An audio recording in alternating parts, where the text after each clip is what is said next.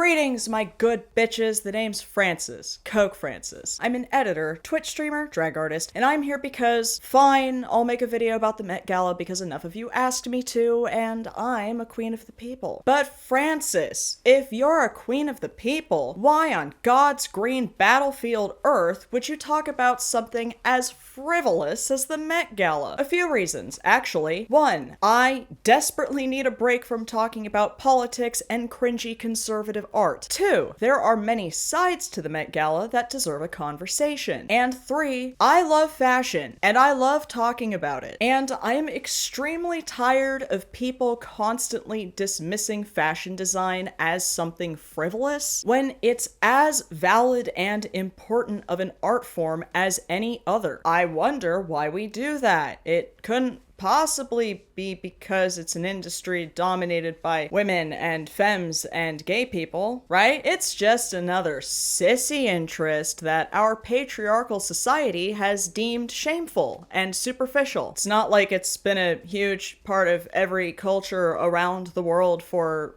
thousands of years or anything like that. And yes, the Met Gala is ridiculously expensive. Yes, the amount of money spent on these looks could have gone to something more meaningful in these trying times. And yes, the glorification of celebrities and wealth is gross. But there is one aspect of the Met Gala that is unquestionably very important in my humble opinion. It is a fundraiser for the preservation of historical fashion. There's also a lot to be said about the theme of this year's Met Gala, which was superfine tailoring black style. It was a very much needed tribute to Black Dandyism, one of the most unique aesthetics in history that celebrates black reclamation, style, and rebellion against gender and social norms. And I'll be going into what this means and looks like very shortly. But for every attendee that did understand the assignment, there were like 10 who didn't. And then there were some looks that Joan Rivers would have had an absolute field day with. Tragically, she is no longer with us. So,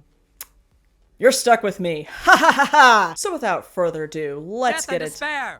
Death and despair! Sorry Death and guys, despair! I gotta take this. Death and despair! What do you want, loser? Wanna know how I got this phone number? Well, now that we're talking to each other, I might as well ask. I googled your name, Francis.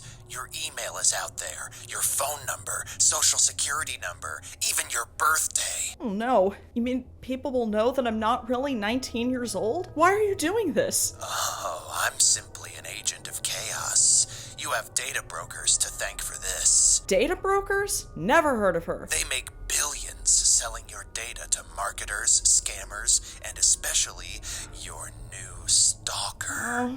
Oh geez. I really didn't want to stalk her. What am I supposed to even do now? Even though they're legally required to remove your info, they make the process confusing and hard on purpose.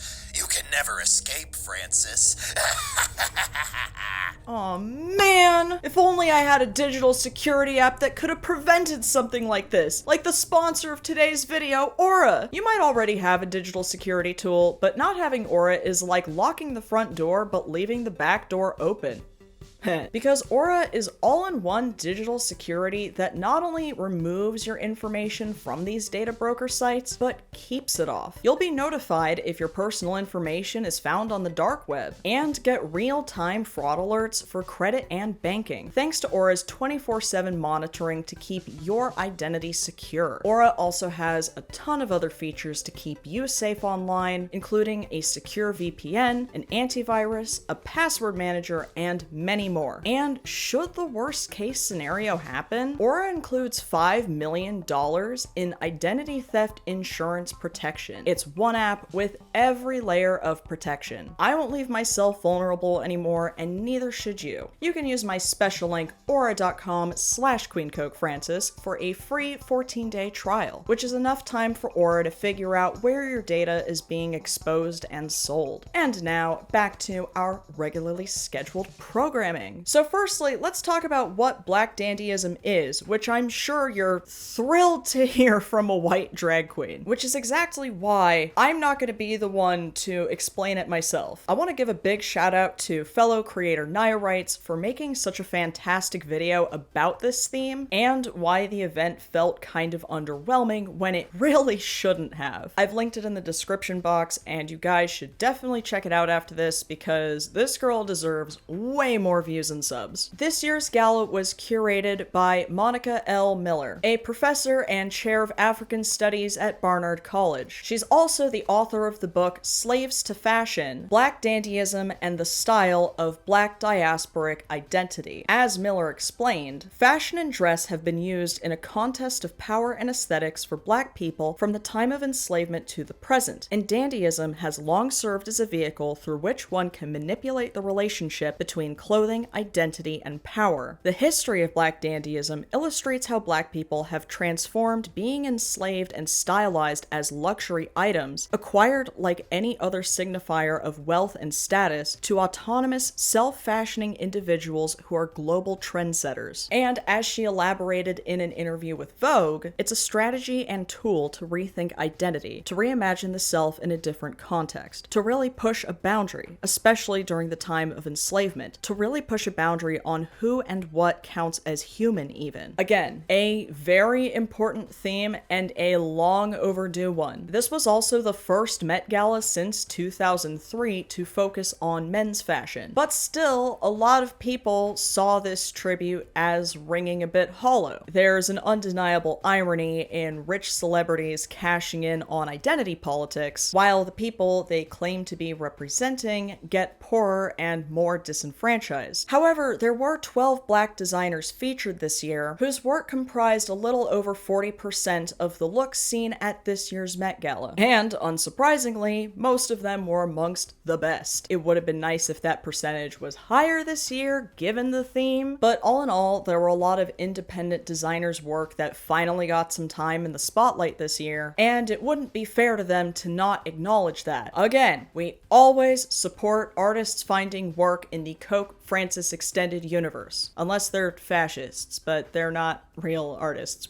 We've talked about that quite a bit here. Anywho, see these pictures? Hardest fits you've ever seen in your life, right? Especially hard given the history and context. Take a good long look until this aesthetic is ingrained into your memory, and then we can continue. Now, at every Met Gala, there are always some attendees who either didn't understand the theme or just didn't care. But I looked at every single look that Vogue documented, and that number seemed higher than usual. There were some absolutely gorgeous and or over-the-top looks that absolutely personify high fashion, no question, but they just didn't fit the theme. And if I was going to make a video about the ones who misunderstood the assignment of Black Dandyism, we would be here all day. And there's only so much that I can comment on as someone who looks like they're permanently wearing corpse paint, so I highly recommend that you check out Nayawrites' video on the subject. And thankfully, there are enough looks that not only didn't fit the theme, but are objectively awful in any context. My favorite subject category is, yes, Miss Girl, give us nothing. Here's Hailey Bieber in Saint Laurent, shirt cocking it like Winnie the Pooh or Squidward at a business casual event. She might have under-delivered on the outfit, which is the understatement of the year, but she went above and beyond with the cliffhangers on both ends of her heels. We've also got Heidi Klum here in Vetements, serving Shein realness. And yes, this dress is extremely boring. Yes, it doesn't fit the theme at all. But don't forget, it also does nothing for her figure. Somehow she wasn't the only former Project Runway judge who showed up to this event giving absolutely nothing. Imagine being a former contestant on that show, having stared directly into the icy cold gaze of Heidi Klum's judgment on national television, only to see her show up at the Met Gala in this little number. I've also included Rosalia's dress by Balmain in this category, because at least Joy Villa's fishtail dresses were funny funny to look at and fun to roast. But what the hell do you even say about, quite literally, a blank canvas? Continuing on in this category, white guys who heard this was an event based on men's fashion dug out some nice tuxes that they wore to their siblings' weddings and called it an evening to remember. We've got Jeremy Allen White here in Louis Vuitton, Will Welch in Burberry, and Joe Burrow in Gucci. God, I just know the Twitter menswear guy would have an absolute field day with Joe Burrow's fit here. Because the others are at least giving wedding, but Joe's is giving bachelor party on a yacht somebody else's dad owns, and no, that is not a compliment. But I do appreciate the chance he took here with these super kawaii chunky sneakers. Hashtag not all men, but definitely these three. Next up, we've got none other than the Jenners. Two of them, to be exact. I don't know which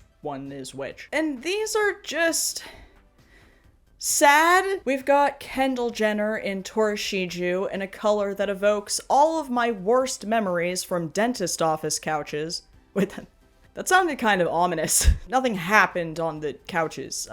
You know what I mean. I'm also really not a fan of how any of this fits. I get that the skirt is supposed to be this style, but it kind of just looks like she put it on sideways. And there's just absolutely nothing interesting or unique about this look. It's so goddamn boring. I always thought that being a billionaire could afford you more than a rug with a slit on the side, but I've been wrong before and I'll be wrong again, because Kylie Jenner's look by Ferragamo is proof that money can't buy taste. A big part of this year's theme was about fine tailoring, and not only wearing something that fits you, but fits perfectly. So compare this towel around the waist here with Rihanna's look by Marc Jacobs, which did something similar around the hips and waist. Not only is Rihanna's look on theme by paying tribute to men's fashion, that was the whole point of the event, it's fitted so well around the waist that you practically have to have a baby bump in order for it to look this good. So that, combined with the oversized bow, the hat, and the train, it makes a flawless silhouette that Miss Jenner did not have. Next category is Read the Room. Here's Amelia Gray in Valentino, the other orange menace besides Michael Kors and everyone currently in the White House. As a drag queen, it's always infuriating when I see something that could be camp, but it's actually just outright hideous and not in a good way. Especially when it's in red, black, and white, arguably still my favorite color scheme that has been since 2007. Loving the two pairs of underwear on the outside, Superman could never. This black bow that was added on at the last minute so that there would be something to match these god-awful shoes. Also,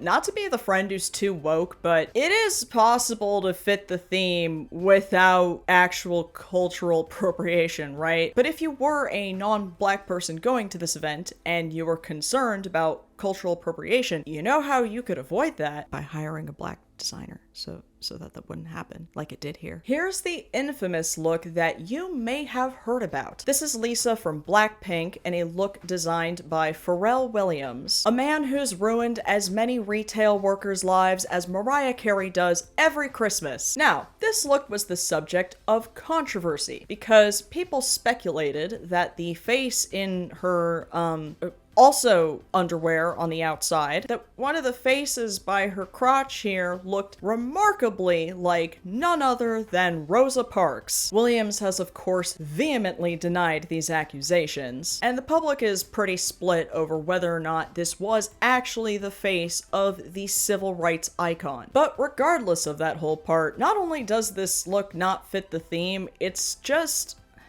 lazy. Pharrell Williams is the creative director of Louis Vuitton, which I guess is why the logo is everywhere, but where's the creativity? Next category is, what the f is going on up in here on this day? If any of you can come up with a plausible explanation for Dua Lipa's Chanel look here, I will give you a shout out in the next video. I can't tell if these are feathers or fringe here. I will die on the hill of hating fringe, okay? I had plenty of fringe simps in the comment section of my MAGA fashion show video, and we're just gonna have to respectfully disagree on that, okay? And we also have Natasha Lyonne in this McQueen number here, and she's giving those weird little purple flowers that fall from every other tree that's on my street, and if you hold them a certain way, you can, like, hit them on the back of your hand, and it, like, snaps. You know, I used my imagination as a kid. Listen, if she's gonna use AI to generate her upcoming sci-fi film, can she at least use ChatGPT to explain to her what Black Dandyism is? As long as she doesn't use Grok, though, because, I don't know if you saw this, but, people's lungs are currently being poisoned for this. Category is Mom at the Piano Recital Realness. We've got Fabiola Baracasa Beckman in a remarkably unremarkable Kenneth Nicholson piece. I love how all of the underdressed attendees have the same look in their eyes in these pictures. It's the exact moment that they realized they spent a ton of money on these fits just to miss the mark entirely. Though Carly Kloss looks like she looks like she thought she ate. There are two ways to show off a baby bump at the 2025 Met Gala, the way Rihanna did, or whatever this thing is from a 3 out of 5 star rated place in Beverly Hills, and I have never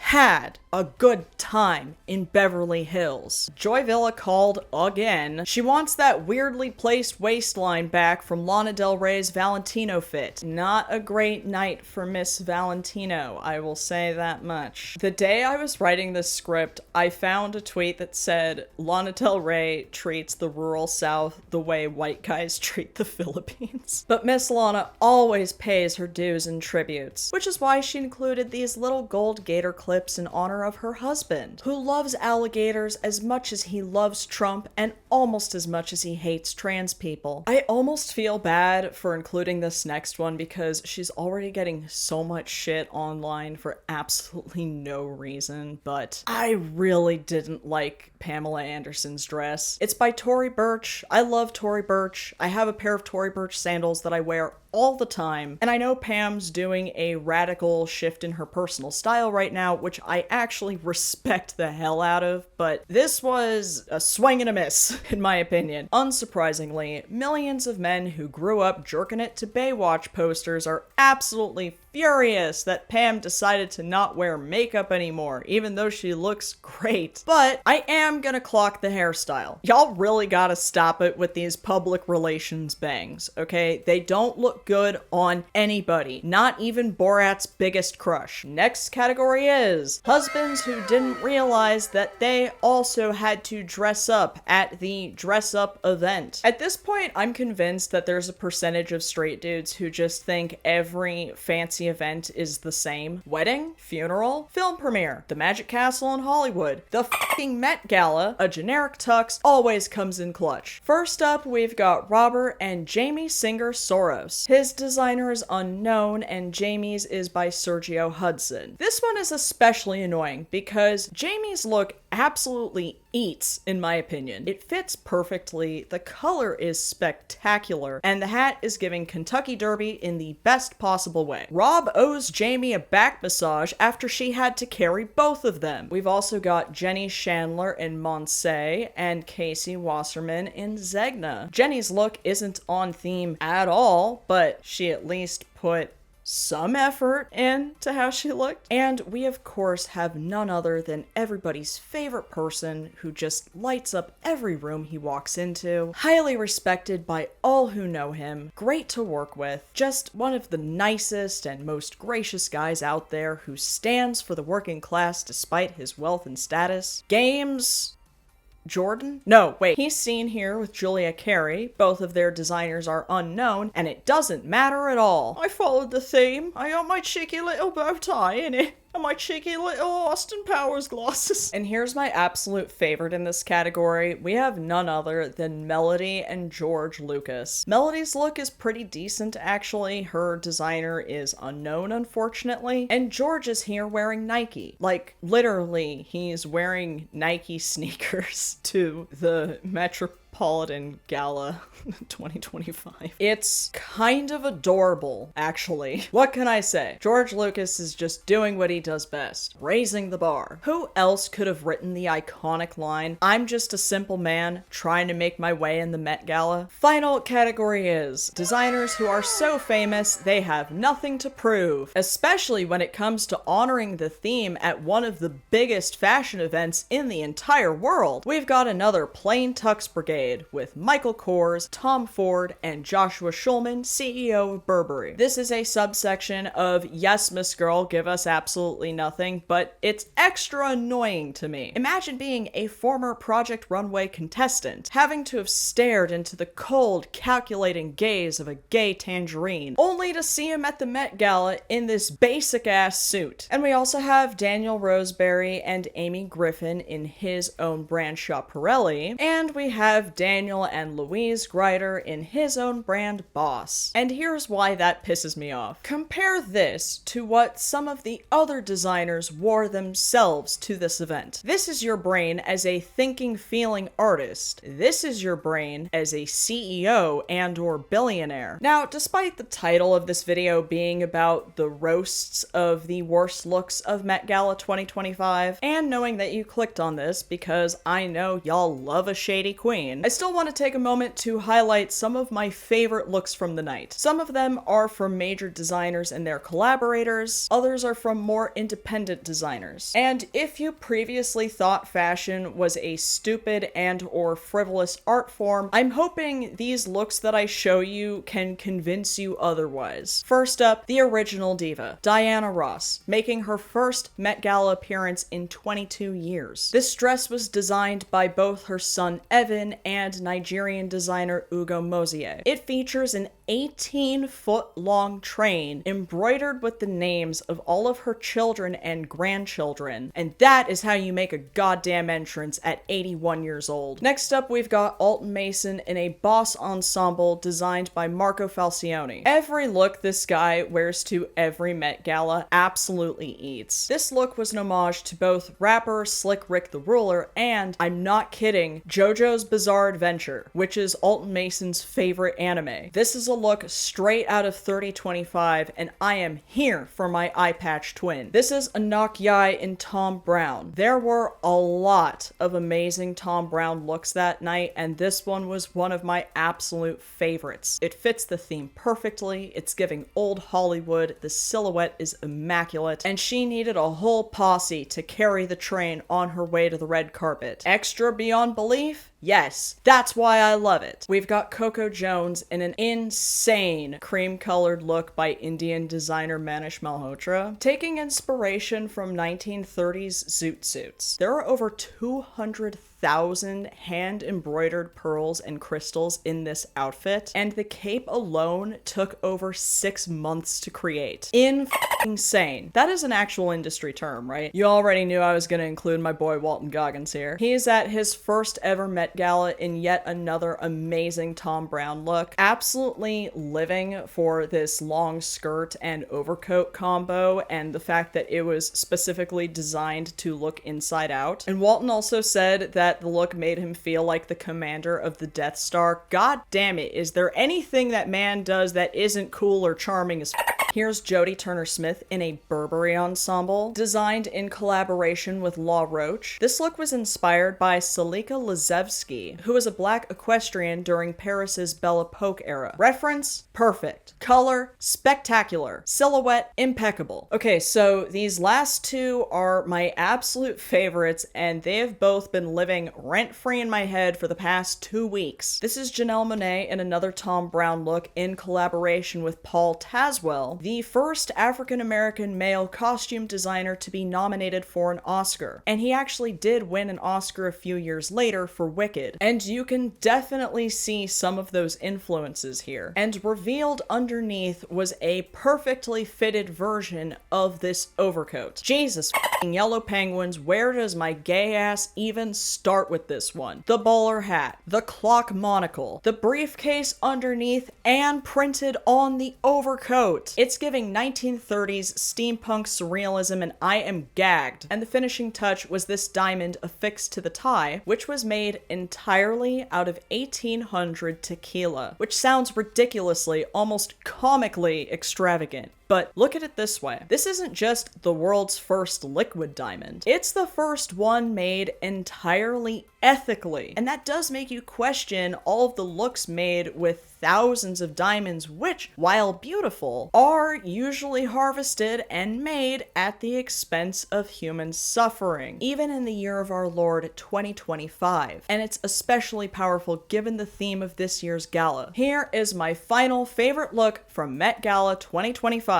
This is Teyana Taylor in a look by Ruth E. Carter, two-time Oscar-winning costume designer who was the first African-American person to win and be nominated for the same category, and the first Black woman to win multiple Oscars in any category. And this look absolutely took my breath away. You all look me in the eye right now and tell me this and the last one aren't art. I double mad dog dare you. That is a deep cut Yakuza game reference. Maybe two of you will know what I mean. This design was inspired by Teyana's song Rose in Harlem, which was embroidered on the edge of the cape, and the attention to detail here is just absolutely insane. Feathers, lace, crystals, chains, a goddamn cane! And the best part is that when Teyana was asked about her look, her response was, quote, "When the Met is Teyana tailored to you, it's the moment we've been waiting on." Bars. Perfect. 10 out of 10. No notes. Ate it up. No crumbs left. Before I wrap this up, I just want to be abundantly clear on my own stance regarding the Met Gala. I 1000% understand why people see it as tone deaf and unnecessary. Because even though I know a sleigh when I see one, and then I feel like talking about it, fundamentally, given what the Met Gala is today, I agree with you. The first Met Gala was in 1948, and it cost $50 to get in, which is about $663 if adjusted for inflation. It now costs $75,000 to attend the Met Gala in 2025. Now, do keep in mind that not everyone who goes to the event paid to get in, and not every attendee is in the 1%, but unfortunately, what should be a celebration of an important art form and a way to preserve historical fashion will forever be associated with the glorification of celebrity and the ultra-wealthy, and that aspect of it is very much deserving of criticism. And as much as I wish for a future where this industry and art form is more accessible to the general public, unfortunately, I can only see it getting worse from here, 'cause that's